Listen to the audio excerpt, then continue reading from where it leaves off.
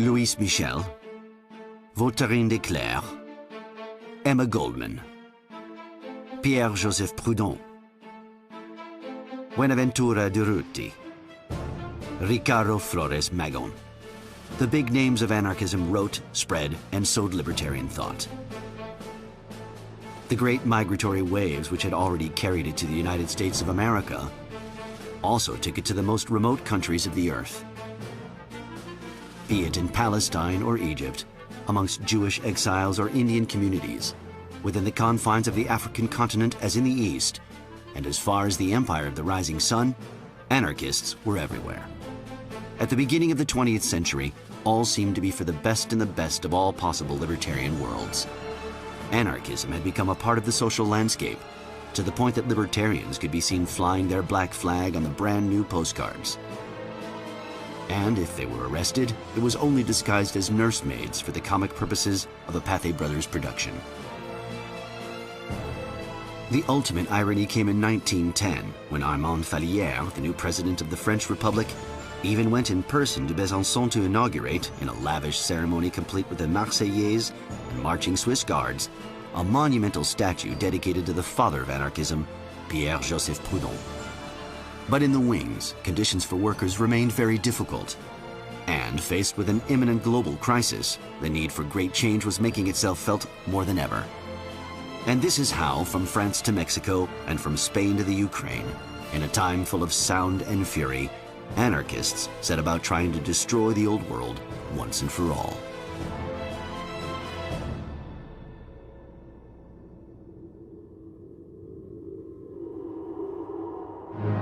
However, it wasn't with a revolution that the libertarian 20th century began.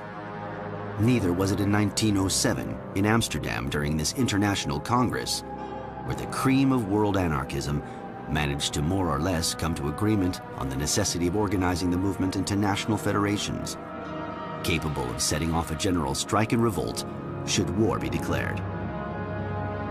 The libertarian 20th century began spontaneously much earlier on, at a particular time in a forgotten place, with this new kind of woman and man creating one of the other great currents of the anarchist movement, individualism.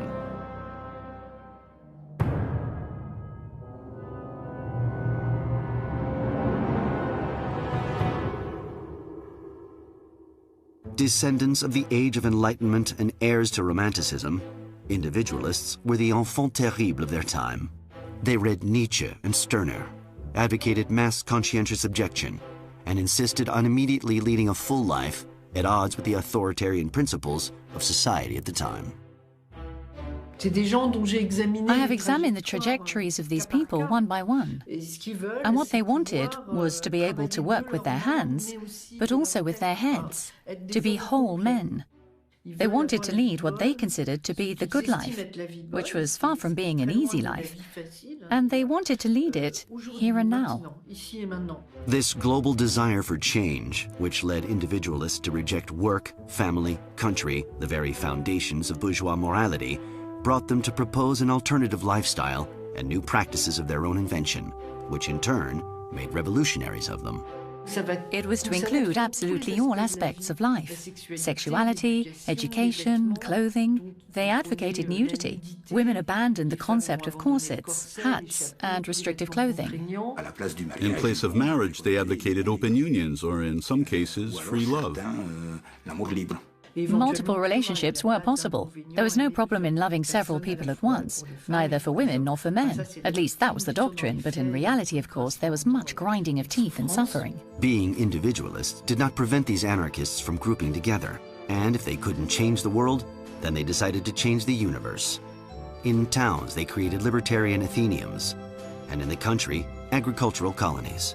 And wherever they went, they developed coherence in their ideas and actions, like here in Palestine, where Jewish anarchists founded Degania, the first kibbutz. But it was particularly in Latin America that truly libertarian cities grew up. There was New Australia in Paraguay, where amongst others, Mary Gilmore settled. And the Colonia Sicilia, founded in Brazil by Giovanni Rossi and a group of Italian anarchists, of which only one image remains. For 4 years, these libertarians abolished hierarchies, religion, and money, set up councils, loved freely, and sang songs. Terra di ladri, coi miei compagni vado in esilio e tutti uniti a lavorare formeremo la colonia sociale. E tu borghese ne paghi il fio, tutto precipita, re patria e Dio, e l'anarchia forte e gloriosa e vittoriosa trionferà, sì trionferà. But anarchism didn't triumph, and these colonies, truly alternative societies, which were meant to be the seeds of a new world, closed one after another. Certain individualists concluded that in order to change society, you had to change the individual, and to change the individual, evil had to be pulled up at the roots. In their opinion, middle-class schooling instilled authoritarian values in children from the outset, and consolidated all the mechanisms of power. It needed to be attacked and revolutionized. They became constructive educationists, devising teaching methods which combined ancient paideia with libertarian principles. The task of the anarchist was to educate. In a way, you could say they needed to create the new man before they could create the new society. Great emphasis was placed upon intellectual, sensorial, and even physical elevation. No aspect of life was ignored. Experiments into new forms of education sprung up all around the world, such as Sébastien Faur's La Ruche and Paul Robin's Sans-Puy Orphanage. But one of the most comprehensive was the modern school founded in Spain and based on the anti-authoritarian principles of Francisco Ferrer. Francisco Ferrer was an important anarchist pedagogue who started something called the modern school movement. And the idea was to bring secular, non-religious education to children, but also to adults. Tried to create an equal relationship between the teachers and the students, where the students could choose what they wanted to learn. It was integral education. That is to say, it had to be both manual and intellectual. The child needed to know how to do just about anything. It was exclusively based on the use of reason, without imposing anything upon the child from outside. We are not afraid to say it. We want to create men whose intellectual independence will be their supreme force, who will submit before nothing, capable of discerning what is good, and aspiring to live 1,000 lives in the space of just one. Society fears such men, and we must not expect it ever to support education which is capable of producing them. The fascinating thing when you read about the anarchist view of education, and in my opinion this is something rare amongst educational theorists, is that they are suspicious of themselves. They are so wary about illegitimate authority that their reflections about education contain a deep analysis of the dangers of indoctrination within their own projects. So you can read things along the lines, never forget that we're not looking to produce good little anarchists. Let us always be wary of the power which we ourselves have over these children. We are trying to make free men. They may think differently from us later on. That is how we will know that we have indeed made free men. These secular and libertarian schools, where children can be seen wearing hoods, naturally stirred up fantasies, and their success was as worrying for the clergy as it was for the bourgeoisie. Francisco Ferrer, their founder, despite always having been opposed to any form of violence, had to be arrested as quickly as possible. During the tragic week in Barcelona, an opportunity was found to wrongfully charge him. He quickly became a target of repression. In 1909, he was accused of having instigated the Barcelona general strike and was condemned to death.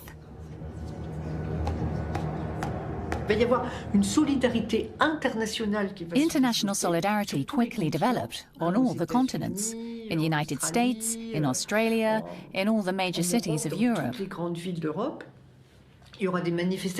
There were demonstrations for a stay of execution. There were petitions. There were even governments who intervened, asking the Spanish government to spare him. But Ferrer was executed.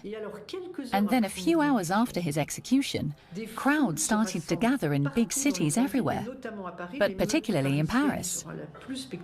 The Parisian rampage was to be the most spectacular of all. On the 13th of October 1909, there was an uprising of extraordinary intensity. Road workers, who were at that time the cornerstone of the proletariat, arrived with pickaxes over their shoulders and tore up the avenues, exposed gas pipes, pierced them and set them alight. Paris became an inferno. The assassination of Ferrer at the hands of Spanish justice, which provoked the most violent uprising in Paris since the Commune, had similar repercussions throughout the world. There were the demonstrations in Kotoku in Japan a few months later, and those of Sacco and Vanzetti in the USA, which all sparked immense international solidarity movements. Faced with this state violence against innocent humanists, numerous libertarians took up arms and attacked what society held most dearly. Exponents of theft, which they preferred to call expropriation, individual reclamation, or revolutionary banditry, attempted to set off in Europe a revolution which seemed too long in the making. Anarchists everywhere struck out at property, and burglary suddenly became a revolutionary strategy. The problem is very simple. If I'm a revolutionary opposed to capitalism, for what mysterious reason would I not attack a bank? Why would I not expropriate a bank to finance the revolution? Method is another question. I'm not talking about killing the little old lady waiting at the teller's window. I'm talking about a radical assault on capitalism in the form of a bank robbery. In the eyes of a revolutionary, there's nothing scandalous about it. As a little aside, even Stalin did it. Indeed, that's what all revolutionaries do. But it was anarchists who turned these tactics into a system and associated their names with the biggest robberies of the time. There was Buenaventura Durruti, Spain's leading terrorist before becoming the leader of the anarchist revolution in Catalonia, who, along with the Solidarios, plundered parts of Europe and Latin America. There was Severino Di Giovanni, Argentina's public enemy #1, who pulled off the biggest robbery his country had seen to date. In the Ukraine, Nestor Makhno, at the heart of the Union of Poor Workers, expropriated and redistributed the confiscated goods. But in France, it was Marius Jacob, striving at the heart of the band of night workers, who made the greatest impression. He was very well organized and very gifted in this domain. Marius Jacob robbed businesses, churches of course, rich individuals, but as far as possible without employing the least violence, and even with a certain elegance. He would sometimes leave little ironic notes for the people he'd robbed. Yes? I have stolen a pocket handkerchief from you worth 250 francs. Is a 250-franc handkerchief not an insult to misery? Marius Jacob, the anarchist thief, who despite committing more than 500 robberies only kept for himself enough to live on, served as Maurice Leblanc's model in the creation of the character Arsène Lupin.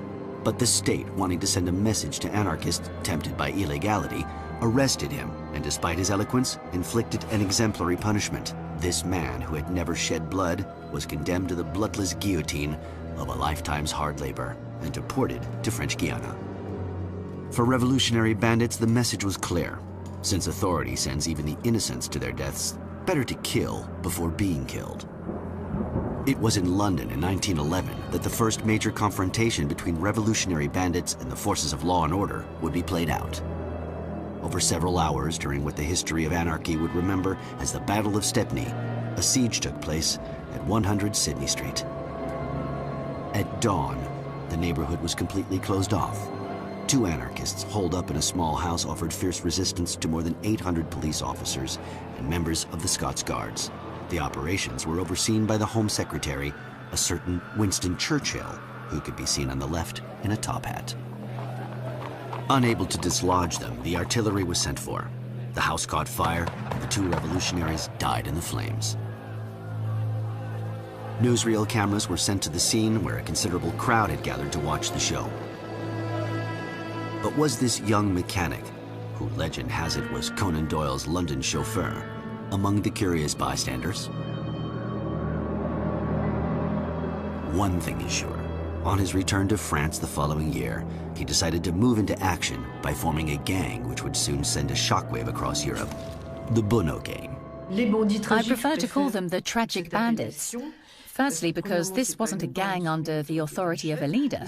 And if there was a leader, I see no reason why it would have been Bono rather than someone else. They were militant anarchists, devoutly militant individualists with a combative past. The young Octave Garnier, for example, had been imprisoned following a construction workers' strike, during which he was severely beaten by the police, and ended up finding what he had been looking for in individualism. Austere doctrinaires leading exemplary lives, these men were strangers to tobacco, alcohol, gambling, or brothels. They frequented the Anarchy newspaper directed by Victor Serge. But it was through their knowledge of mechanics that they first entered history by being the first to use a car to commit robberies. The meager takings were far from being sufficient to finance a revolution, but their attacks were characterized by indiscriminate violence. The number of dead they left behind soared. A price was put on their heads, with the press offering a reward of 100,000 francs to whoever enabled their capture. The brand new Tiger Brigades were set on their trail, but far from being afraid, the bandits defied society, with Octave Garnier going as far as writing to the heads of the 3rd Brigade, known as the Anarchist Brigade. I know this will come to an end. In the ongoing struggle between society's impressive arsenal and myself, I know that I will be beaten. I will be the weaker, but I hope to make you pay a high price for your victory. It ended up in a siege between isolated men and a 1,000-strong troop, with 10,000 spectators who had come to see the capture of these hunted men.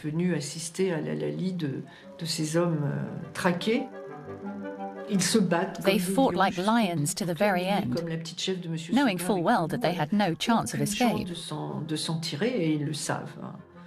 I would say that's what actually turned them into propagandists by the deed. The tragic bandits' actions came to an end on the 28th of April, 1912, in the suburbs of Paris. Here, too, the newsreel cameras were invited to the show. The police placed bombs which were set off. When the operation was over, the bodies of the anarchists were put on display like hunting trophies. This affair left a lasting impression and momentarily marked the end of revolutionary banditry in France. Bono, like many illegalists, gradually became a controversial figure, rejected by or reintegrated into anarchist thinking in accordance with the needs of the time.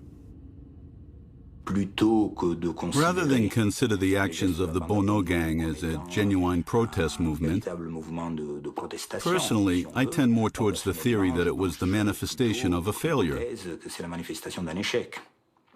That is to say, these are events which sometimes attract a sort of morbid curiosity, but in reality they remain marginal occurrences. And as far as the Bono gang was concerned, it was the marginality of a group which was marginal.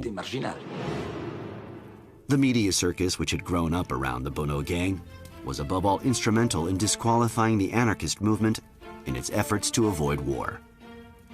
Because in the face of mass demonstrations by libertarians, alongside other socialists, here, for example, at the Pré Saint-Gervais near Paris, or during the Red Week in Ancona in Italy, where Malatesta managed to spread the general strike to the Marches, to Romagna, and as far as Tuscany, the imperialisms were above all worried that the workers of the world might come to an agreement.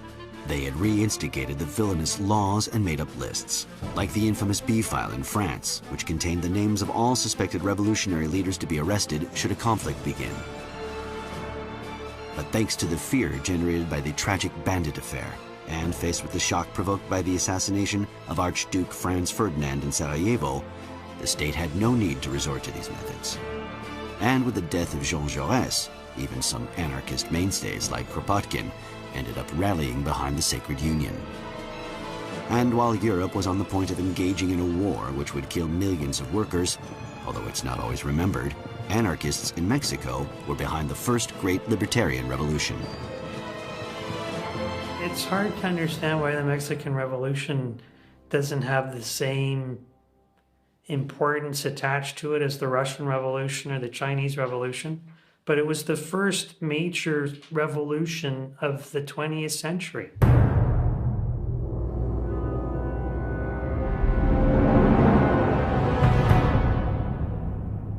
The Mexican Revolution begins at the end of 1910.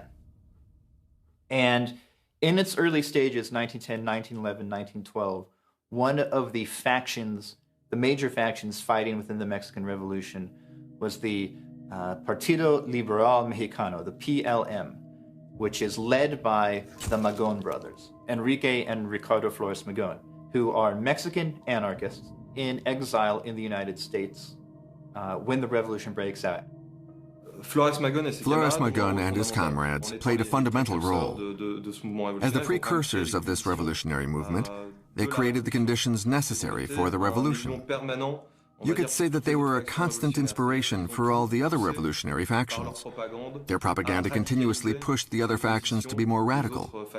Magon, in fact, regarded the Mexican Revolution as the first act in the great worldwide conflagration which was just around the corner. For him, the global libertarian revolution was just about to take off. The Mexican Liberal Party, which was at the origin of the revolution, was liberal and a party in nothing but name. But it was well and truly an anarchist organization, as can be seen from its manifesto, written by Ricardo Flores Magon. Its place in the purest libertarian tradition was not only because it advocated direct action, but also, and above all, by virtue of its call for vast agrarian reform. For it has to be remembered that since its beginnings, the anarchist movement was the only form of socialism to assign a central role in the revolutionary process to farm workers. Furthermore, this explains its success in a Mexico which was still highly agricultural. And this concept spread. It inspired the three other mass revolutionary organizations: Emiliano Zapata's insurrectionary army in the south, the House of the World Worker in the capital in the center, and the Mexican branch of the IWW, which had opened in the north. And the slogan which Flores Magon and the anarchists of the PLM placed at the bottom of their writings was taken up by these movements and became the rallying cry of the entire revolution: land and liberty. They said to the peasants, grab a Winchester in hand and take the land, because it belongs to you. You don't have to wait for the working class to develop. The peasants could have their own revolution. Magon had confidence in the spontaneity of an armed populace. That is to say that he considered an armed uprising, a fight to the death against the system, to be the way of establishing a libertarian society. This call to arms resounded as strongly here as it did on the slopes of the Sierra Madre and the high ground of the Chiapas, where peasants had lived for 400 years in a state of extreme misery. Evangelization, the encomienda, and smallpox had done their work. The native peoples had been almost entirely wiped out. The womb of the Pachamama was desecrated daily, and the whole subcontinent was bled dry, humiliated, and corrupted. Placed under the control of a handful of latifundists who owned all the land, the vast majority of workers survived with no prospect of betterment. The day-to-day life of these men and women was illiteracy, famine, and illness, and back-breaking work beneath the blazing sun, which burnt celluloid and skin alike. Shouts and blows were the only encouragement, and confiscation the only reward. The slightest gesture of revolt was punished with the whip, and any attempt to escape, as in the times of slavery, by death. In 1911, the Magons organize an invasion of northern Mexico, of Baja California. There's a group of around 50 Italian anarchists from the United States and Canada who crossed the border to join the PLM's forces. There are dozens of members of the IWW. There are African-American radicals who join. There's at least one Chinese partisan. They invade the city of Mexicali in northern Mexico, seize it from federal troops, maintain control of it, and then they also seize Tijuana. And for a period of a few months, they control this area of northern Mexico. The small army of the MLP, surrounded by the IWW and led by General Mosby, seen here on horseback, opened the prisons and flew the black flag over the Land and Liberty Commune. The libertarians of the whole world expressed their enthusiasm. Emma Goldman took part in meetings. Kropotkin wrote the first theory on guerrilla warfare. Jack London published a collection of short stories. In the United States, in Argentina, in Cuba, in Portugal, in Italy, the anarchist press everywhere enthused about the Mexican uprising, which would perhaps overturn the old order. In this time, when songs still spoke of the lives of men, Joe Hill, a Swedish expatriate and rebellious troubadour, who was a leading figure in the IWW, went to participate in the uprising in the same way as the international brigades would do later. Should I Ever Be a Soldier, the song which he wrote for the occasion, is a musical testimony to this involvement and a call to other workers to join the fight. It's to crush the tyrant's might. Join the army of the toilers. Men and women fall in line. Wage slaves of the workers, do your duty for the cause for land and liberty. It's the first time that anarchists see a situation in which there is an army under anarchist leadership taking steps to implement libertarian communism. That's the express goal of the PLM, is to create a new anarchist society in Mexico, and then from there to spread the revolution to North America and to the rest of the world. So anarchists, not just in the United States, but in Europe, people like Peter Kropotkin as well, view the Mexican Revolution in its early years as potentially an anarchist revolution in the making, and the very first one. But caught in a vice between Mexican counter-revolutionaries on one side and the Yankee army on the other, the fight was too weighted against them. The communes were retaken, the Mexican revolutionaries shot, and the captured foreigners were herded together in camps at the border. But although they had lost a battle in the north, the anarchists had not lost the war. And Flores Magon's hopes turned toward the south and a rugged and rebellious army led by a charismatic general. Right from the start, Ricardo Flores Magón considered that Zapata, even if he didn't regard himself as an anarchist, in practice he behaved like one, as did the Zapatist troops. They commandeered land without waiting for any sort of legislation and distributed it amongst themselves. Emiliano Zapata, who represented the indigenous peoples, had been influenced by the reasoning of the Mexican Liberal Party. And the Flores Magón brothers, who knew him well, had an enormous sympathy with the Zapatist movement. The Zapatist army, which consisted of nearly 28,000 fighters at the height of the revolution, engaged in truly guerrilla warfare in the southern states. As they gradually advanced, they redistributed land, even minted their own money, and managed to reach the gates of Mexico City. Was the libertarian revolution on the point of triumph in Latin America? In their weariness, the jubilant crowds who watched the revolutionary troops going by were unaware that Mexico would become the theater of a terrible misunderstanding. A misunderstanding between anarchists of the towns and anarchists of the fields, between workers and peasants, which was to weigh heavily on the history of the libertarian movement. Because the Mexican capital was under the control of the House of the World Worker, the mighty urban anarcho-syndicalist organization, which was purportedly 50,000 men strong. The workers of Mexico City and the towns tended to consider the peasant masses as reactionaries. They were of the opinion that the New World couldn't be a product of the backward peasant masses as they saw them, but rather the avant-garde enlightened workers. The Zapatistas turned up with their rosary beads and their Virgin of Guadalupe medallions. The reaction of the Mexico City anarchists was to say they were under the influence of Catholicism. They said to themselves, they've been manipulated instead of genuinely questioning what they were doing. What did these peasants do? They didn't go to Mass. They went with their arms to take land. In practice, they reacted like truly militant anarchists. While the militant anarchists of the cities, who were more intellectual, regarded them as the Marxist cliché of capitalist lackeys or lackeys of the church. It was really a wasted opportunity between anarcho-syndicalism and Zapatism.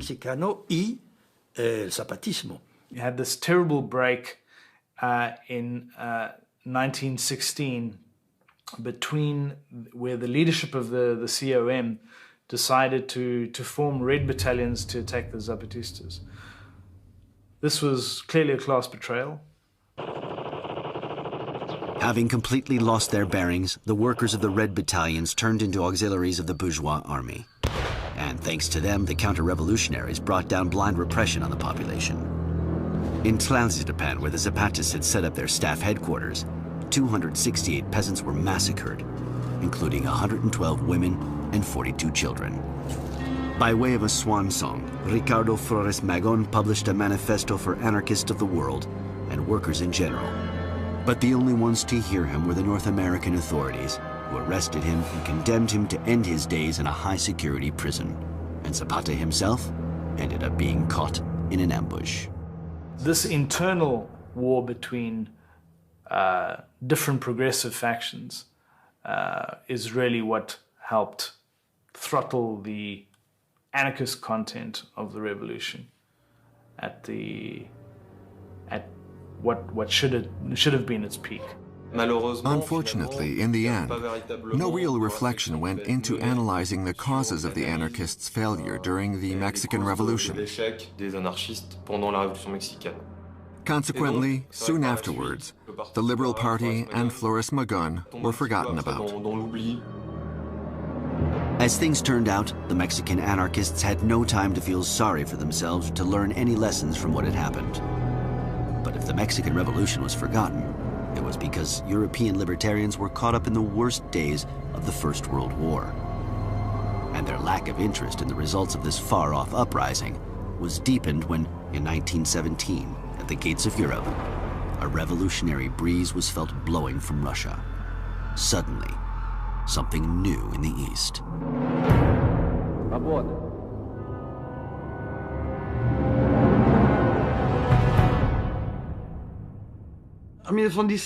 In February 1917, there was the first Russian Revolution. The Tsar made a run for it.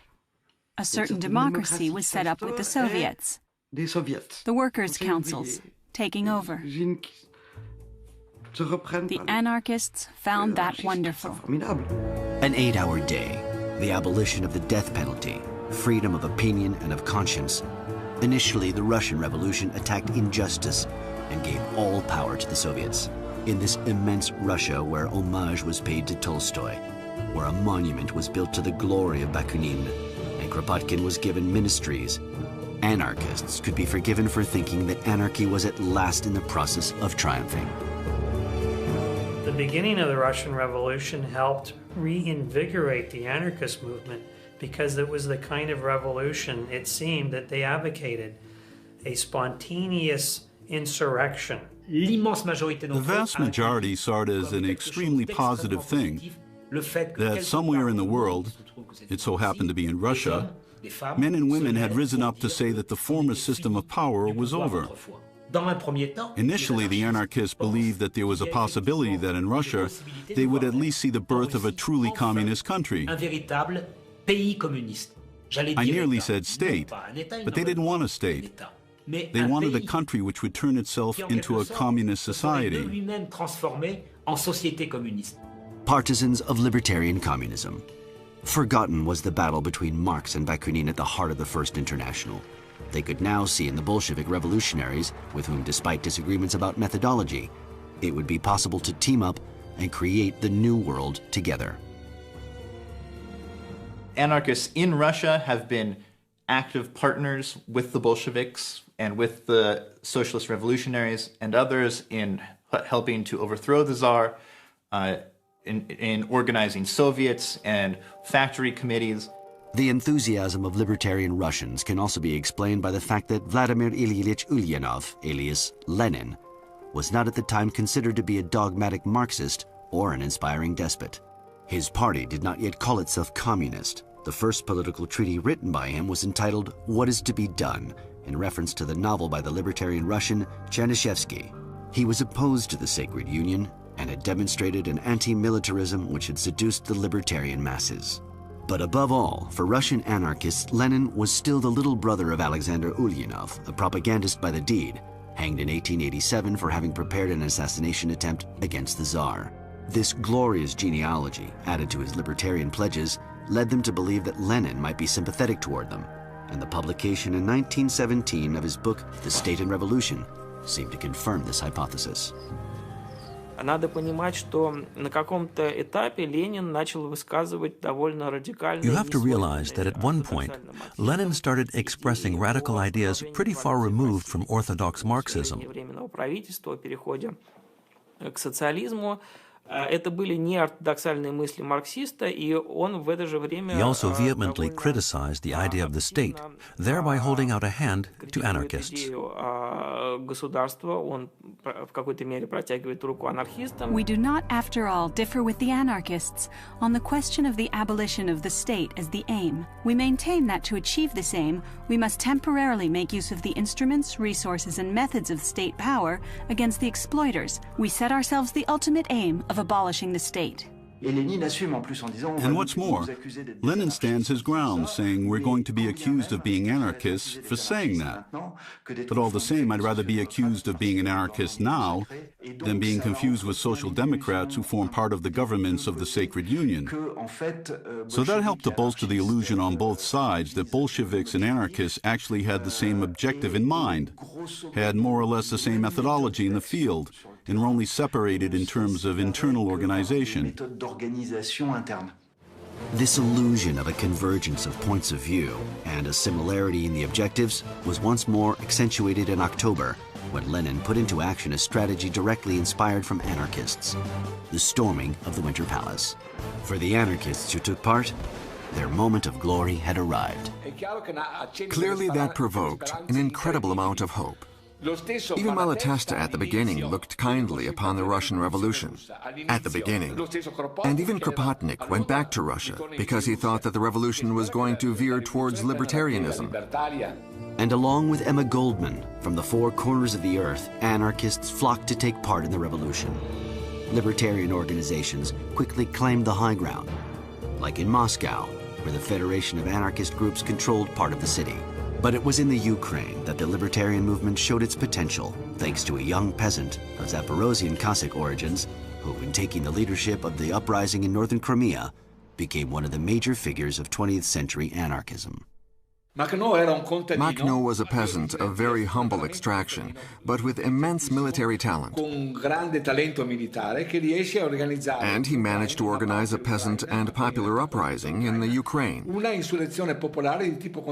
He created anarchist-type communities pretty much everywhere, and proved that a revolutionary avant-garde did not necessarily need to take the form of a party.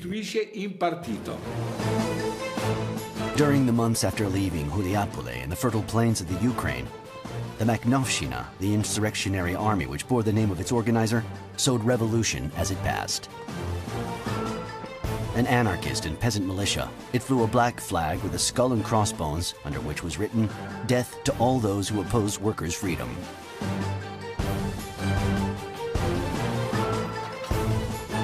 And as it gradually advanced, the Makhnovshina, like the legions of Spartacus of old, took over the towns and day after day expanded its influence. At its height, the Makhnovshina controlled a territory equal in size to that of an average European country, in which hundreds of thousands of people lived. When they seized a city, the first thing they did was open the jail and release all the prisoners.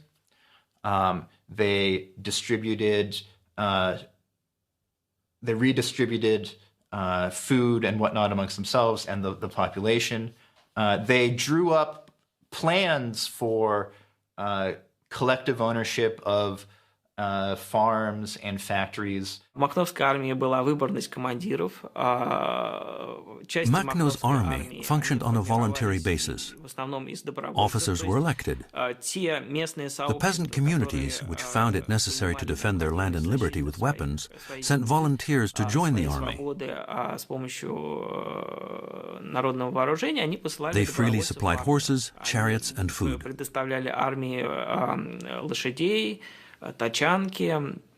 продовольствия. They formed an army of up to 40,000 men, with all that entails: administration services, medical teams. At one point, they even had an armored train. An armored train like Trotsky's, except that theirs had anarchy written on it.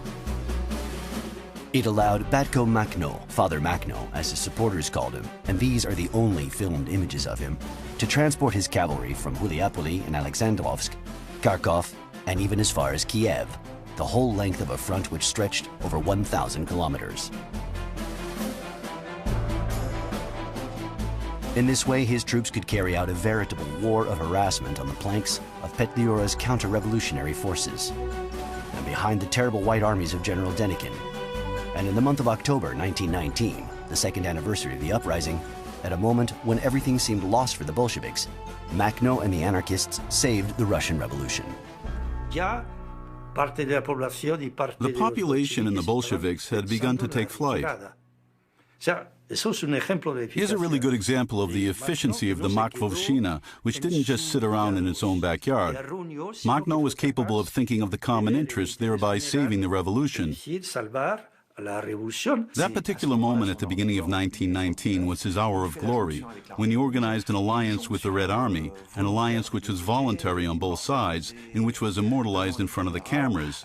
There's the Bolshevik, Dybenko, with his impressive stature, and Makhno looking so small beside him.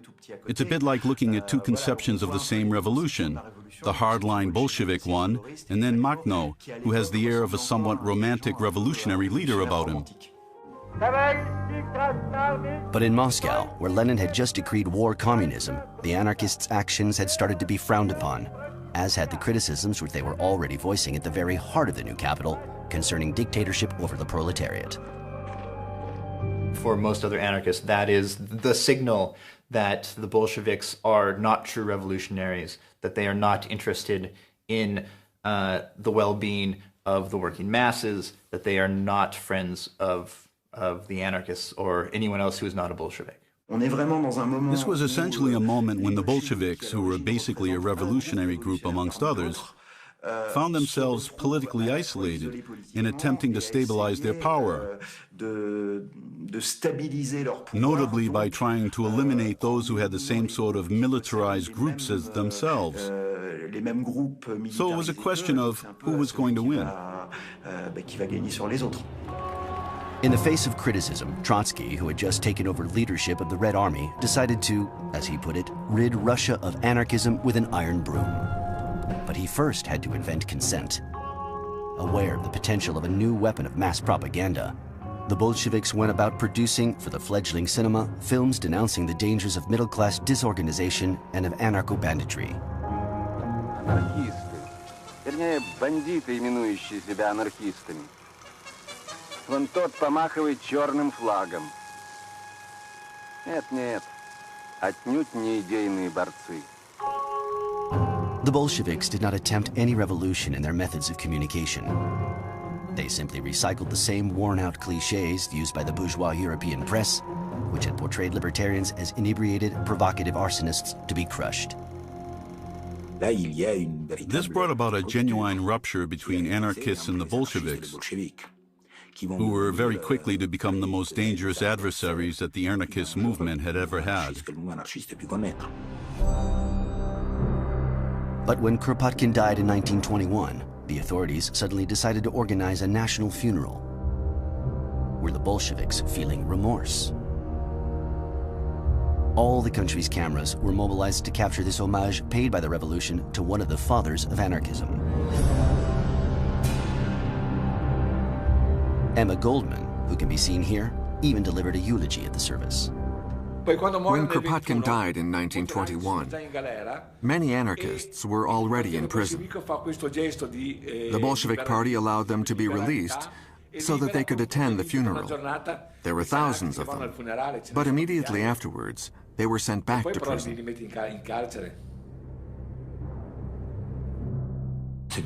These measures were extremely cynical. The Bolshevik regime manufactured a disconcerting lie. On the one side, they were celebrating someone who was by any standards a great Russian, and on the other, they were taking measures against his philosophy. The ceremony was hardly over when, under the direct orders of Lenin, the libertarian poet Lev Cherny and the militant Fanny Baron were shot dead in the cellars of the Cheka prison along with 7 other anarchists. And in the following weeks, the Bolsheviks decided to purge the last 2 strongholds of anarchism in the Soviet Union. The Ukraine would be later, but first it was Kronstadt, where the sailors, formerly known as Glory and Honor of the Revolution, had formed a commune. For the Central Committee, the threat was too close and the symbol too dangerous. Despite Emma Goldman's offer to mediate, Trotsky sent in the Red Army, which crushed the small island under its bombs.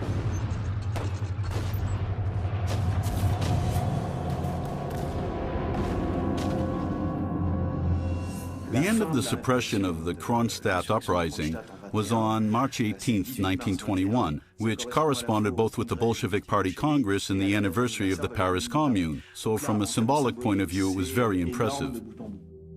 In the spring of 1921, only the Makhnovshchina were left to oppose the Bolsheviks. It was on the shores of the Black Sea, amid alcohol fumes and Cossack dancing, that the anarchist army, apparently unaware of the famous phrase inspired by the Aeneid, Timeo Bolshevico et dona ferentes, beware of Bolsheviks bearing gifts, was decimated by the Red Army. The cavalry and the Makhnovshchina officers were with the Red Army near to Sebastopol. They threw a huge banquet to celebrate a victory. As you know, Leninism was very well organized. And during the night, all the Makhnovist officers were shot dead.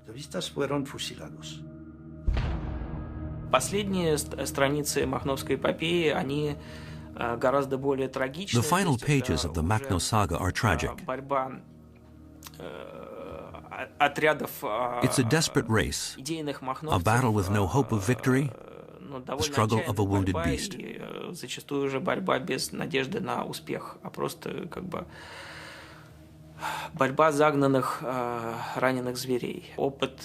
The Russian Revolution was catastrophic for anarchism. The anarchist movement totally ceased to exist in Russia. Its last representatives died in Stalin's camps or in exile. But the executions and the deportation of anarchists to the Solovki Islands had the principal objective of reducing libertarians to silence. Because at the very moment when it was attempting to make the workers' world believe that socialism was being built within its borders, the Bolshevik authorities could not take the risk that testimony from frontline revolutionaries might tear aside the veil of the workers' illusions. That's why the assassinations were accompanied by the total censure of anarchists' words. And since that day, and even more so after the rise to power of Stalin, for whom, as we know from his early writings, anarchism was a long-term preoccupation, the Marxist history books have made no mention of the role played by libertarians in the Russian Revolution. It has taken many years for the new generations in the East, as well as a large part of the West, to be able to hear the total criticism of the Soviet regime, which was first formulated by anarchists. The anarchists were the first to raise this critique of the fact that this would in fact be state capitalism, that the state would become the sole landlord, the state would become the sole capitalist, and this would not in fact change capitalist relations with the working class at all, other than the fact that the working class really would then have nowhere to hide. If they had no place to hide, it was because during the immediate aftermath of the war, the capitalist bourgeoisie also tried to repress the anarchists' revolutionary attempts wherever they could, with no lesser barbarity than the Bolsheviks had done. Like in Germany, where the libertarian leaders of the Bavarian Soviet Republic, Erich Mühsam, Ernst Toller, Ret Marut, were imprisoned, hunted down, or lynched by a mob like Gustav Landauer, whose body was left by the authorities to rot in the street for several days by way of an example. In Bulgaria, the uprising of the 23rd of September 1923, which was intended to establish a government of workers and peasants, ended up in a white terror, during which the very orthodox King Boris III purportedly had the head of George Chetanov, the young Bulgarian anarchism theorist, delivered to him on a tray. The tragic week which brought to an end the hopes raised by the great demonstrations in La Fora in Argentina found an echo in Colombia with the Banana Massacre, when the United Fruit Company assassinated hundreds of anarcho-syndicalists. These repressive waves flowed as far as China, where the movement of May 4th, 1999, inspired by Liu Shifu, the first Chinese anarchist, was broken up by the warlords.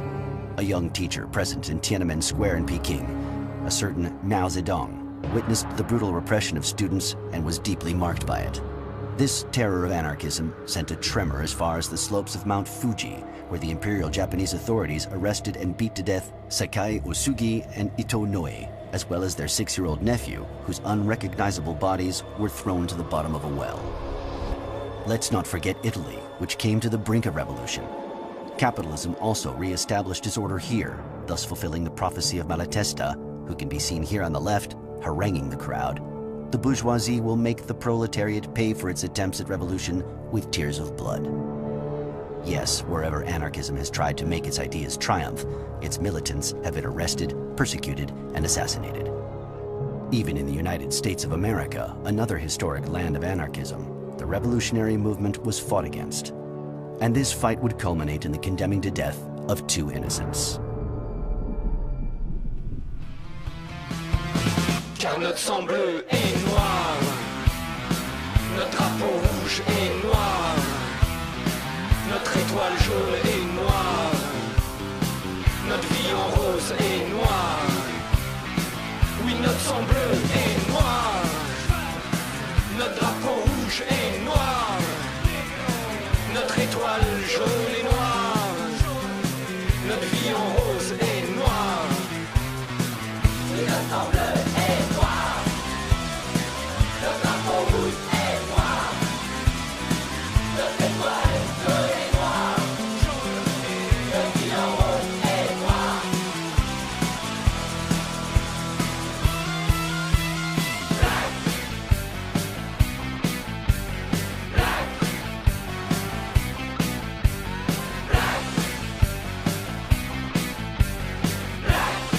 Et on fait bloc.